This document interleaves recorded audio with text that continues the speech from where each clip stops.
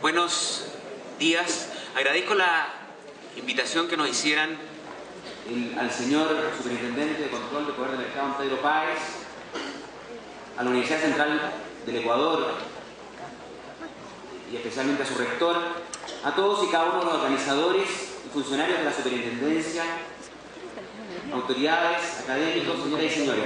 Yo quiero hablar, la verdad, de algunas cosas bastante generales. Yo sé que tienen una ley de defensa de la libre competencia absolutamente nueva. Para ustedes es algo que quieren entrar a conocer esto. ¿De qué se trata esto? ¿Cuál es la idea cuando se trata de controlar los abusos de posición dominante, de proteger o defender la libre competencia? ¿Se trata de perseguir a los empresarios en su libre iniciativa privada? ¿Se trata de proteger a los consumidores, a los empresarios, a todos los ciudadanos en definitiva de abusos? Eso es un poquito lo que vamos a hablar muy en general.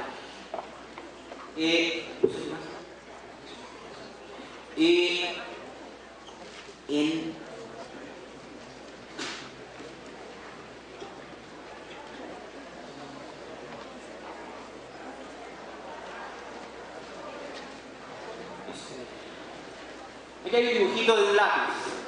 Nadie sabe cómo fabricar, me decía un cuento, pero un cuento escrito por un premio Nobel de Economía. Nadie sabe cómo fabricar este modesto lápiz de grafito. ¿Y por qué? Porque hay un señor en alguna mina de grafito que sabe cómo explotar el grafito, otro que explota la industria forestal y fabrica madera con la cual se hace la madera del lápiz, otro que está en la industria, aquí en Ecuador, del petróleo, donde se producen los componentes con los cuales se hace la goma de borrar y la pintura del lápiz, etc. En el mundo entero hay gente trabajando que son expertos en hacer algún componente del lápiz. Y gracias al mercado, gracias a la competencia, gracias al comercio entre todos ellos, finalmente tenemos un lápiz. Y por eso es verdad, nadie sabe cómo fabricarlo.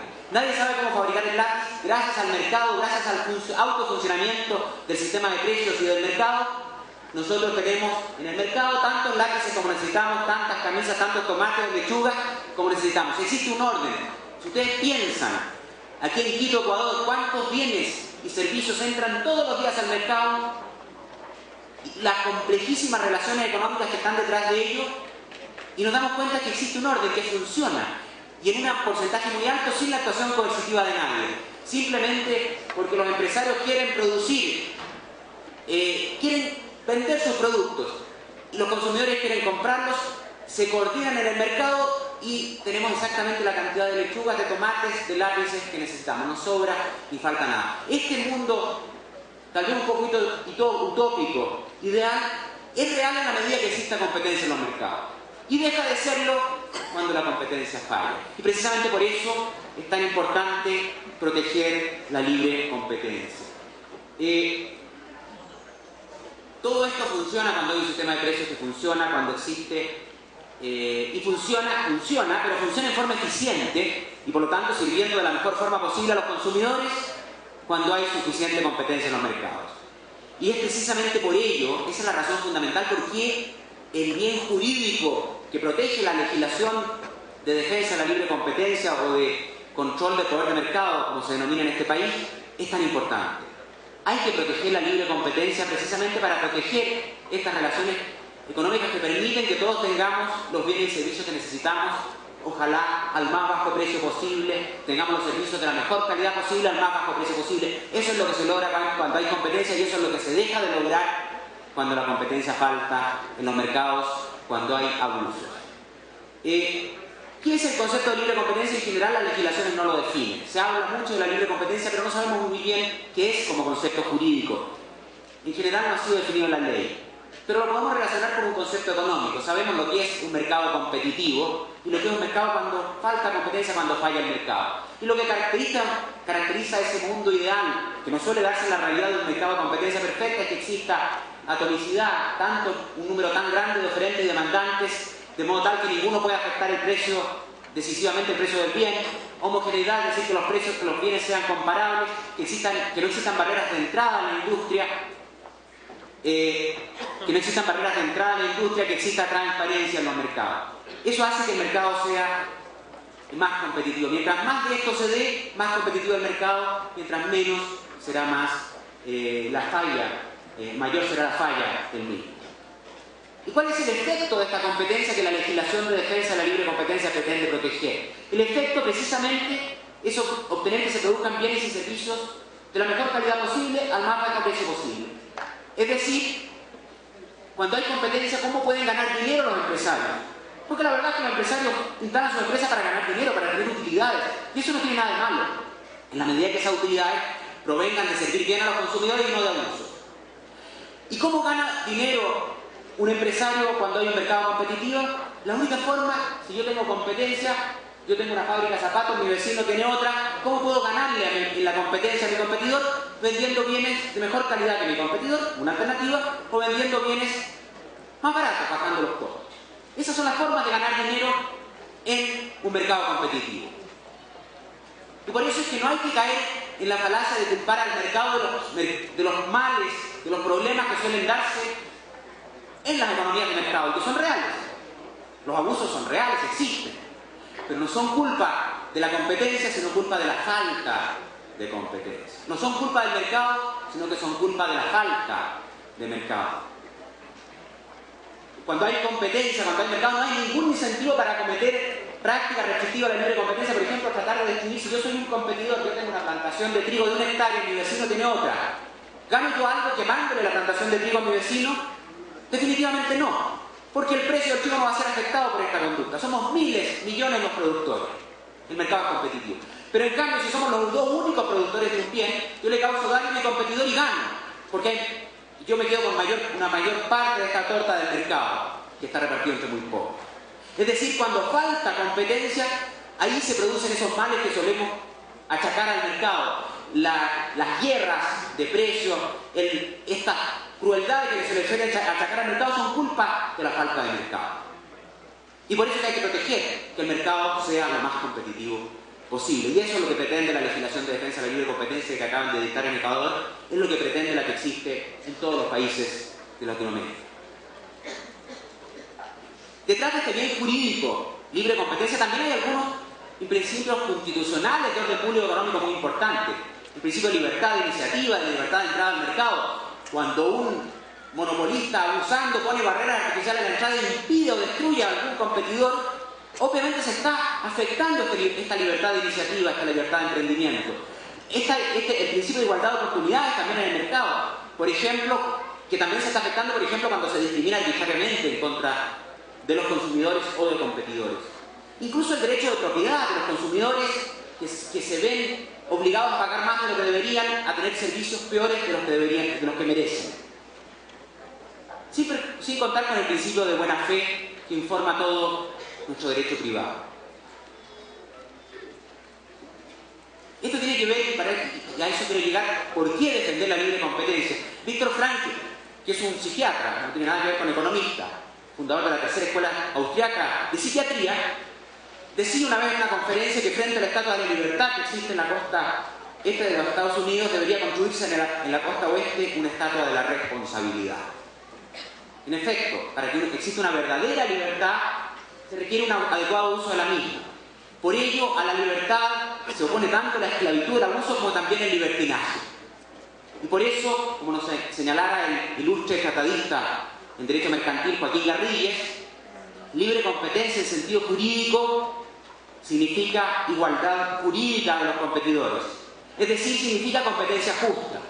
Y esa igualdad jurídica, esa posibilidad de competir en igualdad de condiciones y sin restricciones que provengan de abusos de posición dominante o de prácticas de competencia desleal, ambas sancionadas por la ley que acaban de dictar en Ecuador, es lo que pretende precisamente proteger el derecho de la libre competencia en sus dos vertientes: el derecho de la libre competencia y el derecho de la competencia desleal. Ambos bienes jurídicos protegidos en esta misma ley. En el caso de Ecuador, en el caso de Chile tenemos una ley para cada uno de ellos. En ambos casos, y esto es muy importante entenderlo, es importante también que los empresarios lo entiendan, lo que se pretende es defender la libertad limitando la libertad, es decir, limitando la libertad de quienes pueden abusar para proteger la libertad de todos los demás. Y por ello, cuando el Estado corrige, cuando el Estado sanciona, cuando previene atentado a la libre competencia como pretende hacer esta legislación, si bien está limitando la libertad de algunos para impedir la libertad de todos los demás, lo que hace es precisamente proteger la libre competencia en los mercados. Y se ha demostrado empíricamente la relación bastante favorable que existe entre los niveles de desarrollo económico de los países y los niveles de defensa de competencias, los niveles de competitividad que existen en los mercados de los mismos. Los mercados más competitivos en general han dado lugar a países que han logrado salir del subdesarrollo. Yo creo que el ejemplo de mi país es un ejemplo. Chile ha logrado avanzar bastante en el camino del desarrollo gracias a la apertura de sus mercados, gracias a la protección y defensa bastante férrea de la libre competencia. Porque con más competencia todos ganan, salvo los que abusan. Ganan los consumidores, gana el país, también ganan los emprendedores, los otros competidores, los otros empresarios que quieren entrar a un mercado y a veces se ven impedidos por barreras artificiales impuestas por quienes abusan, por quienes teniendo una posición dominante abusan de la misma. De hecho, Adam Smith, economista muy clásico y bastante, uno de los padres del liberalismo, decía que todo, hablaba del principio de la mano invisible, todo individuo trata de emplear su capital en la forma que su producto tenga el mayor valor posible. Generalmente ni pretende promover el interés público ni sabe cuándo lo está promoviendo. Lo único que busca es su propia seguridad, decía, su propio provecho. Esto es 1776. Y al hacerlo, una mano invisible lo lleva a promover un fin que no estaba en su intención. Al buscar su propio interés, es decir, ganar dinero, a menudo promueve de la sociedad más eficientemente que si realmente pretendiera promoverlo. ¿Esto será verdad o será una absoluta mentira? La verdad es que si el mercado fuera perfectamente competitivo, esto sería perfectamente cierto. Y por ello, Adam Smith sostenía que la intervención del Estado en la libre competencia es casi siempre perjudicial. Pero eso no significa que no debe intervenirse. Debe intervenirse. El Estado tiene que actuar, tiene un rol muy importante. Precisamente porque el mercado no siempre es perfecto, o normalmente no lo es. La competencia no suele ser tan perfecta. El Estado precisamente debe intervenir cuando el mercado falla, cuando falta competencia, precisamente para lograr condiciones lo más cercanas posibles a las de un mercado competitivo y así lograr que este efecto de la competencia que mencionábamos antes, bienes de la mejor calidad posible al más bajo precio posible, se logre. Porque cuando no se logra, cuando el mercado no es competitivo, se produce justo lo contrario, exactamente lo contrario que el efecto de la competencia tan favorable que veíamos recién. Hay un costo social, hay una pérdida irrecuperable de eficiencia cuando hay falta de competencia. El monopolista, en el extremo, si quiere ganar más dinero, ya no lo hace sirviendo mejor a los consumidores necesariamente, sino tal vez vendiendo una menor cantidad y produciendo menos a más alto precio. Así gana dinero el monopolista, sirviendo mejor a los consumidores lo gana el que está en un mercado competitivo. Es decir, el efecto es justo el contrario. Teníamos, cuando hay competencia, mayor cantidad de bienes a menor precio posible, de la mejor calidad. Cuando falta la competencia, tenemos una menor cantidad de bienes a un mayor precio y probablemente de peor calidad, porque el monopolista, al no tener que competir, no necesita mejorar tanto su calidad porque el consumidor estará obligado igual a comprar el bien. Y además de esto, que tenemos bienes de menor cantidad a más alto precio, el otro efecto de la falta de competencia es que si el poder de mercado del competidor imperfecto es suficientemente grande, existe el riesgo, no la certeza, pero sí el riesgo de que existan prácticas restrictivas a la libre competencia. Y en este caso es cuando se producen las guerras de precios, las prácticas predatorias y otras conductas que en algunos casos son crueles, que muchas veces se achacan al mercado y en realidad deben achacarse, deben imputarse a la falta de mercado, a la falta de competencia. Y estos sí son resultados que perjudican a los consumidores y también a veces a los competidores más pequeños que quieren entrar a un mercado. La libre competencia, entonces, en tanto atributo constitutivo del mercado, es el bien jurídico por el que la legislación de defensa de la libre competencia existe. Esa es la razón de ser de esta legislación y nos hemos dado cuenta que es una razón de ser bastante importante, que en la defensa de la libre competencia está en juego en buena medida el crecimiento económico de nuestras naciones. Frente a la falta de competencia, en realidad la intervención del Estado suele darse en dos formas.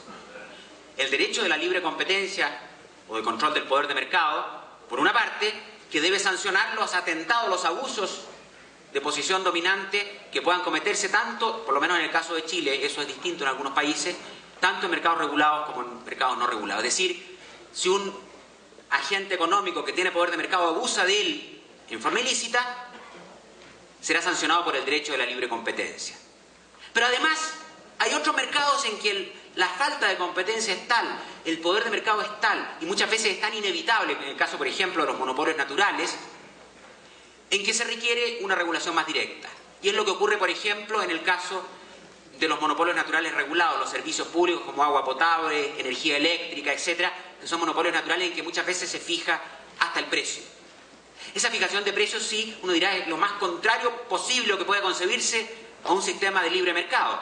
Sin embargo, cuando lo que pretende esa regulación es neutralizar la falla del mercado y llegar a un precio lo más cercanamente posible, lo más cercano posible, lo más cercano que la técnica nos permita a aquel precio que habría sido el precio de un mercado competitivo, en la medida que ese sea el objetivo de la regulación de precios, esa regulación de precios puede ser procompetitiva, puede sustituir el mercado donde no lo existe, pero sustituirlo por algo lo más parecido posible a un mercado competitivo. Y cuando no da el mercado como para regularlo a través de la dictación de decretos tarifarios, una superintendencia que regula los precios y todas las condiciones de competencia fundamentales, en el caso de estos monopolios naturales, pero hay una situación en que se está, por ejemplo, concediendo un monopolio, un caso de un puerto, un aeropuerto que se concede a un solo concesionario previo a una licitación pública, también el Estado puede hacer algo, la regulación puede hacer algo por la vía de la que se ha denominado competencia ex ante o en la licitación, competencia por la cancha. En vez de, cuando no es posible tener competencia en la cancha, se puede avanzar hacia un mercado más parecido a un mercado competitivo ante esta falla por la vía de crear condiciones en una licitación pública que permitan que el resultado sea lo más cercano posible al de un mercado competitivo. Me explico. Si el Estado licita, por ejemplo, un puerto o un aeropuerto a un privado, hay dos alternativas. El Estado puede decir, yo le voy a entregar la concesión a quien me pague más al Estado. Si es que ese fuera el criterio, ¿quién va a pagar más al Estado? ¿Quién va a creer que va a recuperar ese dinero cobrándole caro a los consumidores, verdad? Es decir, se va a lograr una situación de precios monopólicos, con la única diferencia en que la renta monopólica se la lleva el Estado en vez de llevársela al particular. Pero en definitiva la situación para los consumidores sigue igual. En cambio, si el criterio de adjudicación, por ejemplo, fuese adjudicar a quien ofrezca cobrar tarifas más bajas al usuario, allí ya la regulación está tendiendo a proteger la libre competencia, está tratando de sustituir el mercado cuando falta por la vía de esta competencia por la cancha, creando, ya que no se puede competir en la cancha porque hay un solo actor, hagamos que la competencia se dé previamente por la vía de promover ofertas que sean las más pro-competitivas posibles, es decir, las que sirvan mejor a los consumidores, las que proporcionen el mejor servicio posible al más bajo precio posible, que es el objetivo de la competencia y por lo tanto de cualquier regulación pro-competitiva. Y precisamente por eso, frente a la falta de competencia, existe el derecho a la competencia y la regulación que pretende neutralizar esta falta. Ahora, en los pocos minutos que quedan, querría simplemente esbozar algunos conceptos fundamentales del derecho de la libre competencia, muy básicos. En materia de derecho de la libre competencia, y así está en su nueva ley de defensa de la libre competencia o de regulación de control y control del poder del mercado, está la política de estructura que pretende controlar con anticipación posibles operaciones de concentración económica que pudieran afectar la libre competencia en el futuro, y esto obliga a consultar en una parte importante de las legislaciones del mundo de forma previa operaciones de concentración que excedan cierto umbral, para que si es que se llega a la conclusión de que afectan o que pueden afectar de forma grave la libre competencia, se puedan aplicar o imponer condiciones para su perfeccionamiento o incluso derechamente prohibirla. Y la política de comportamiento, que lo que pretende es sancionar atentados a la libre competencia, que fundamentalmente se clasifican en dos grandes grupos, o podríamos decir tres también, pero fundamentalmente la colusión, los acuerdos, que es una de las prácticas restrictivas de la libre competencia más graves, cuando dos competidores, dos agentes económicos que deberían competir en el mercado y compitiendo mejorar su calidad, bajar sus precios, se ponen de acuerdo para disminuir la cantidad, subir los precios, establecer cuotas de producción, precios máximos, etc. Ese acuerdo, esa colusión, atenta contra la libre competencia, contra este objetivo de proteger a los consumidores en definitiva. Y el abuso de posición dominante, que es lo mismo pero desde el punto de vista unilateral, cuando una empresa que tiene poder de mercado abusa del mismo. Y en esto hay que aclarar que el hecho de tener poder de mercado, si se ha obtenido legítimamente, no es nada sancionable. Si una empresa es la única porque es la más eficiente, porque es la que ofrece bienes de la mejor calidad posible al más bajo precio, no podemos castigarlo por eso. Pero tiene poder de mercado. Y si abusa del mismo, sí se le debe castigar. Esa es la idea de la legislación de defensa de la libre competencia. En materia de práctica restrictiva a la libre competencia, y aquí querría detenerme un poquito en lo que ocurre en la nueva ley ecuatoriana, hay una discusión bastante grande sobre si debe tipificarse en forma amplia o en forma específica. La mayor parte de los países del mundo suelen tipificar las conductas o las prácticas restrictivas a la libre competencia en forma más o menos general, más o menos amplia. ¿Por qué? Porque eso permite una mayor eficacia de la norma. Si no, sería muy fácil estar inventando nuevas infracciones todos los días. Y el inconveniente es una menor certeza jurídica, y por eso también las legislaciones suelen hacer alguna enumeración, aunque muchas veces a modo ejemplar, para que los agentes económicos sepan a qué atenerse. Ahora, hay que tener claro que, dada precisamente esta amplitud de las tipificaciones en general, la jurisprudencia que se va dictando también pasa a tener un rol muy relevante. Ahora, en el caso de la ley ecuatoriana, si bien es cierto la descripción de las conductas de abuso de su posición dominante es extraordinariamente exhaustiva, hay una lista muy larga. Si ustedes miran esa lista, hay el número 15 del artículo 9 de la ley, dice la implementación de prácticas exclusorias o prácticas explotativas. Y esas son todas. Es decir, con ese solo número están todas las prácticas restrictivas de abuso de posición dominante que puedan concebirse. Por lo tanto, los demás son simples, a mi juicio, ejemplos que permiten a los agentes económicos tener mayor claridad, pero aquí cabe cualquier cosa que sea realmente un atentado a la libre competencia. En ese sentido, la tipificación, por lo menos en el caso de abuso, es bastante amplia. En general, por ahí, otra gran discusión que existe en materia de libre competencia es si debe aplicarse per se, considerarse que cierta conducta descrita en la ley debe por ese solo hecho, por el solo hecho de estar descrita en la ley, ser considerada ilícita y castigarse. La verdad es que prácticamente en todo el mundo hay consenso de que en los casos de abuso debe aplicarse la regla de la razón, es decir, debe analizarse el mercado relevante, saber cuáles son las características del mercado para saber si la conducta es o no sancionable. Y eso es lo entretenido, eso es lo interesante del derecho a la libre competencia, eso es lo que lo diferencia de muchas otras ramas del derecho. Y eso es lo que hace necesario el análisis económico en todo análisis de defensa de, de derecho a la libre competencia. Porque en definitiva una misma conducta puede ser tremendamente ilícita si es cometida por quien tiene poder de mercado, si la comete quien no lo tiene, no es ilícita. Simplemente. En el caso de la corrupción, que es la más grave de las conductas prácticas restrictivas, hay países que consideran que es per se contraria a la libre competencia y la sancionan por su sola ocurrencia. Otros países, como es el caso de Chile, también aplican la regla de la razón, a pesar de entenderse, y entender cualquier persona que sepa más o menos del tema, que en el caso de la corrupción la regla general es que es ilícita, tal como en el caso de algunas conductas de abuso la regla general es que sean lícitas y solo por excepción serán ilícitas. Es decir, si bien es cierto, desde el punto de vista de la importancia, o sea, de la regla, de la generalidad, el abuso normalmente hay que hacer un análisis, en los casos de abuso hay que hacer un análisis de mercado más detallado, en el caso de acuerdo hay que ver si quien incurrió en acuerdo por lo menos tiene con ese acuerdo la actitud causal de alcanzar, incrementar o mantener una posición dominante, en cuyo caso podrá ser sancionado, sino incluso en ese caso podría ello no ocurrir. Y para que entiendan esto es un caso extremo. Yo soy abogado. Supongamos que dos, en todo el mercado de abogados son miles, cada día más. Dos abogados hacen un estudio de abogados en un régimen de comunidad de derecho y deciden cobrar lo mismo a sus clientes. Y son dos abogados. Esto es un acuerdo de precio.